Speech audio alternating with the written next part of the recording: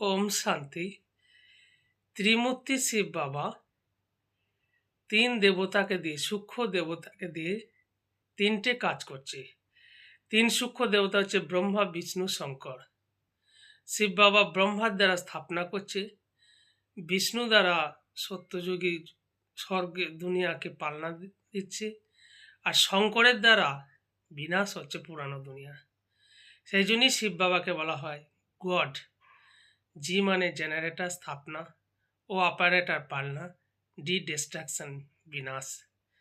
তো স্থাপনা পালনার বিনাশ অর্থ শিব বাবা এই সঙ্গম যুগে নিচে নামে এবং তার তিন সন্তান, তিন সূক্ষ্ম দেবতা ব্রহ্মা, বিষ্ণু, শঙ্কর, এদের দ্বারাই কার্যটা করায়।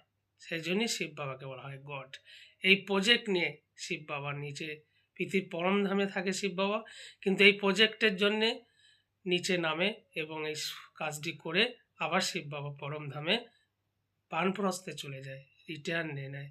সেই জন্যই শিব বাবাকে আমরা আগে জানতাম না ত্রিমূর্তি কেন বলা হয়, মানে তিন দেবতার দ্বারা তিনটে কাজ করে। শিব বাবা করণ করাবন হার। শিব বাবা নিজে কিছু করে না, তার তিন সন্তানকে দিয়ে করায়, অথচ সমস্ত কিছুর মূলে শিব বাবাই থাকে। শিব বাবা হচ্ছে সমস্ত প্রজেক্টটাই তিন দেবতার দ্বারা পরিচালনা করে। ওম শান্তি।